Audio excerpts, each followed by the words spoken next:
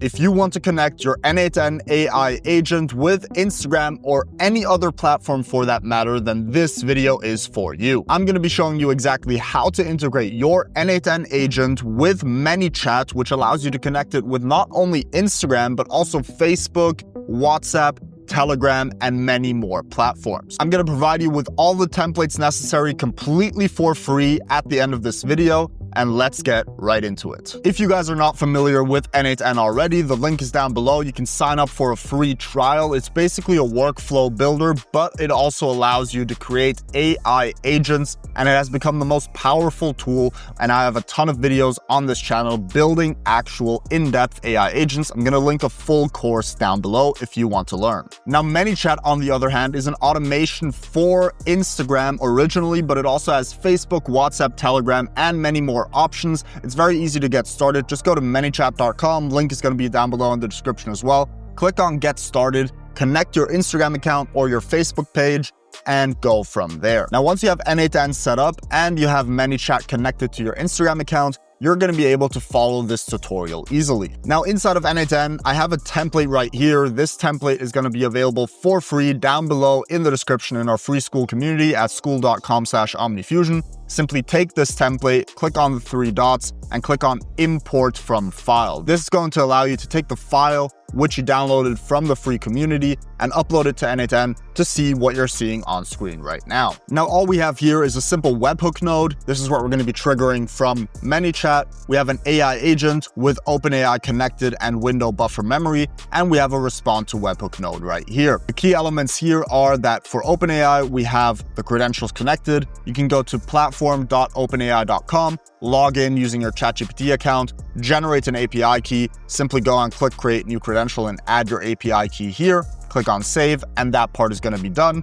And for the window buffer memory, make sure that you have the context window length down here set to 10. Now, as for the AI agent itself, if you click on it, you're going to be able to see that we have a possible system message down here. This is going to be the system prompt where you can follow prompt formats and guidelines to actually create a proper agent. Now, I actually have a ton of videos where I go in depth into building the prompts, including the full n8n course, but I'm just going to copy a prompt in here just to make sure that we actually have an agent to test. I'm going to go ahead and click on save, and we're now going to focus our attention to this webhook over here to actually set up the manychat integration. Now, once you have manychat connected and you joined the community, there's going to be a link there for the manychat template. If you click that link, it's going to allow you to import it directly into your manychat account, and you're going to be able to find it in the automation tab. Simply go ahead and open up that manychat template, and this is what you're going to see. Now, you don't need to understand everything that's going on here, but you do need to understand a couple simple details. Number one, we have a message counter system here, which allows you to reply to multiple messages with one reply message. So if somebody sends, hey, send, how are you, send, I'm interested, send, it's going to reply to all three of those messages in one go instead of replying separately to every single one. The time delays that you see over here is basically the time that we wait after a message has been sent to see if a second message was sent. So you can adjust this time as you wish. I've kept it to the minimum for now, which is 10 seconds, just for the purpose of this video. We usually have something between 30 and 60 seconds where we wait for a second message to come in before replying. We then over here have a Google App script. I'm not going to explain how to set this up in the video, but there's an easy to follow tutorial inside the school community. You need to set up this Google App script in order to actually be able to process the input message that you get from manychat and format it in a way where it doesn't break the API request to n8n. Now, once you have this set up and you added in your URL over here, we're going to redirect our attention to the send message to n8n node, which is where we're going to set up everything we need. For this, simply go ahead and click on edit, find the send message to n8n node, click on it, and click on the external request. Now we're going to go back to n8n. We're going to make sure we select test URL. And what's very important is that you have the webhook here set up with the post method. Otherwise, it's not going to work. We're going to copy the test URL. We're going to click on listen for test event.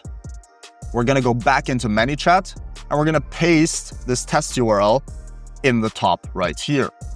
Now, what's very important is you actually need a contact for testing. So right now, if I look for myself, there is no contact found. Now, in order to trigger a contact for testing, I'm simply going to DM myself on the Instagram account that I have connected to manychat. So I'm sending myself the DM now. And if we go back into manychat and we search for my contact right now, we are going to see that it is right here and we have an Instagram contact to test with. We're going to select this contact and click on test request. We're now going to go back into n8n.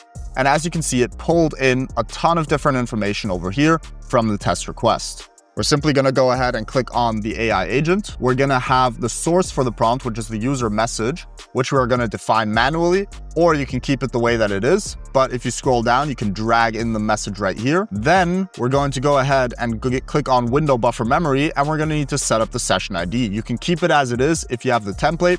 If not, you're simply going to need to go here, copy the session ID into here, copy it out, and then paste it into the memory node. Since it's already done, I'm just going to leave it. We then have the respond to webhook node, where we're going to need to specify the output, where we have output, JSON stringify, and you can leave this exactly as it is in the template, otherwise it's not going to work. So with that being said, we are now done and ready to test this live. We're going to click on save. We're going to make sure that the workflow up here is set to active, otherwise it's not going to work. We're going to click back onto the webhook and select production URL. We're going to go ahead and click and copy this URL. We're going to go back into manychat.